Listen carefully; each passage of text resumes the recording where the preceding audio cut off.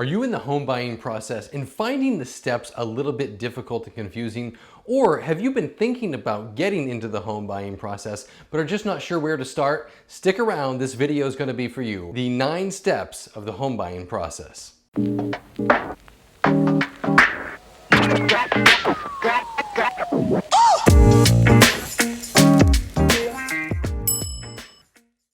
Hey everybody, welcome back to the channel. It is Nick Isgro, your realtor with eXp Realty. Like I said at the beginning, today we're going to go over the 9-step process in order to go from start to finish of the home buying process. So stick around to the end. You're not going to want to miss any of these steps so you can be the best equipped in order to buy a home in your current market. Of course, on this channel, we do cover all things real estate here in the state of Maine, particularly here in the central Maine market. If that is of interest to you, please do go ahead and hit the like button, go ahead and subscribe to this channel, knock that little alarm bell, and you will be notified every time we put out new content. So you've been online, you're looking at Zillow, you're looking at Realtor.com, you've been checking out the homes that are available, and you're really ready to start the home buying process.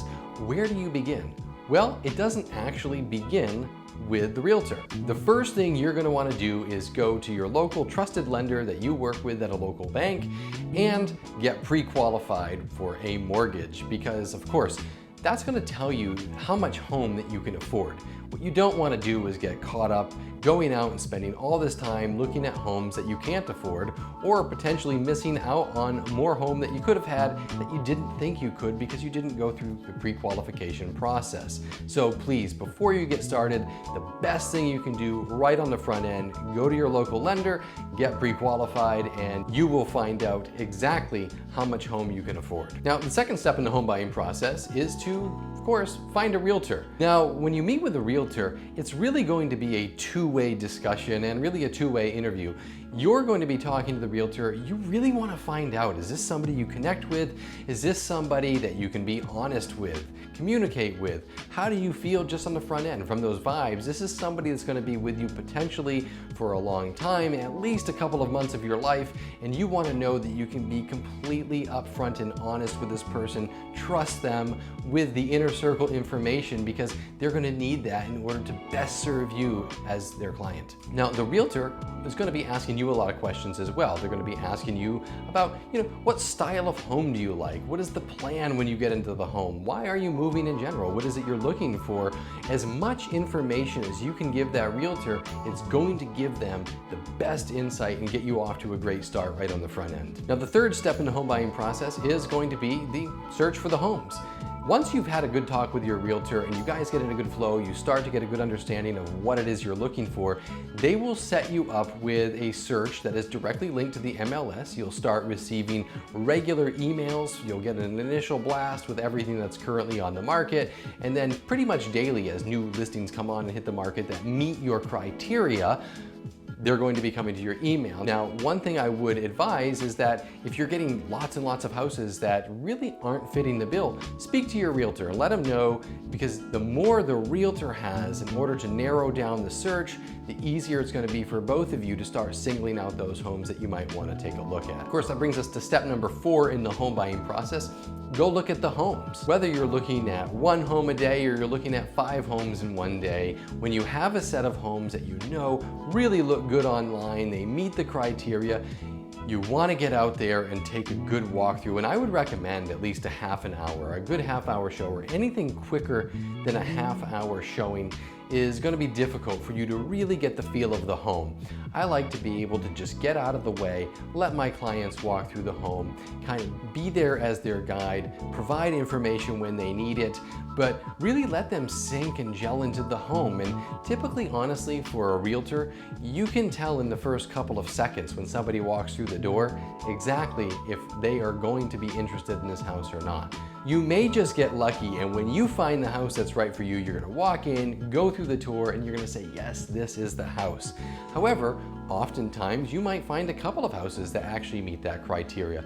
My recommendation is to go back through a second and sometimes even a third time if you have to to really look at all the nooks and crannies, read those disclosures, and find out the best one for you. This is going to be the biggest investment of your life for most people, so you want to make sure it's the right investment. So take that time. Don't be afraid to ask to go back and view the same property again. This is where we get to the fun part. Step number 5. We're going to write an offer on the house. You and your realtor will sit down and go over all of the terms. Not only the purchase price that you're willing to offer on the home, but also things like the closing date, how long is the offer good for, whether there's going to be inspections, what the financing looks like. You're going to get all of those details packaged up as best you can, as competitively as you can, hopefully and potentially, and send the offer out. All right, so you've written the offer, it's been accepted, negotiations are over. What do we do now? Step number 6, work through the conditions. So 1, typically within 5 days, you're going to want to apply for the loan. That'll be spelled out in the contract. So make sure you get that loan process going quick. Your realtor will be happy to get any information over to your lender as fast as it is needed. Number 2, things about the inspection. Oftentimes there's about a 10-day inspection period, but it's going to be obviously specific to your contract. But start lining up with those inspections. If you have a well and septic, I would recommend highly that you get the water tested, that you get your septic system inspected as well, because that's going to be one of the most expensive ticket items should it fail after the negotiations are over. So start working through that process, work through the conditions. Your realtor is going to be there with you every step of the way.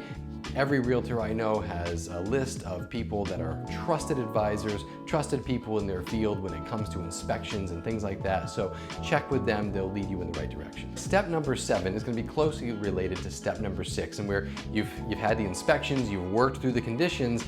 Now you're going to have what's called the investigation contingency agreement. There's a couple of outcomes that can have here. Let's say that the inspection was satisfactory. You're ready to move on. You will then sign a waiver of the contingency that will go over to the seller, and everybody moves forward, everybody's happy. If for some reason or another you need more time, perhaps you think you might have found some things in the inspection but you're just not sure, you can actually ask for an extension of the inspection period. You're not asking for anything formally, you're just asking for a little bit more time to do a little bit more research. The third thing you could do is make the request. Say, look, these things have come up, the septic tank needs to be pumped, or the light switches aren't working in certain rooms, and you can write those right back into the agreement. That will go over to the seller, and then the two parties will negotiate those items. Step number 8 is kind of the waiting period, if you will. It's when all of the action behind the loan and the loan process and the property transfer is happening. That's when really the title company or the attorney is going to start doing all of the title work, looking at property transfer, all of the things that make this thing come together. And if you're working with the bank, you have financing, of course, it's going through the appraisal and underwriting process. Once all of that is done, you're finally made it to step number 9. It is closing day. Typically, I would recommend, if you have the time, you have the opportunity, do connect with your realtor, set up a last day walkthrough. You want to just take a last minute walk through the home, make sure everything looks as it should, everything is up to snuff, and you're ready to move forward. And then you go to the closing.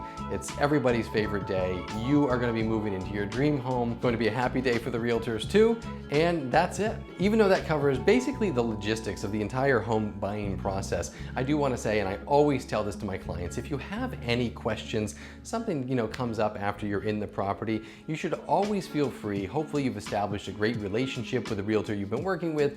I always tell my clients, give me a call. I'll be happy to connect you with anybody that you need, whether it's a plumber or a roofer, this, that, or the other thing. We're here for you all of the way, and that does often sometimes mean answering a few questions after the fact. That's what we're here for. If you are in the home buying process right now and you've been going through some of these steps, I would love to see you maybe comment below and let us know what your experience has been and if this is somewhat laid out for you the way that you've been doing it.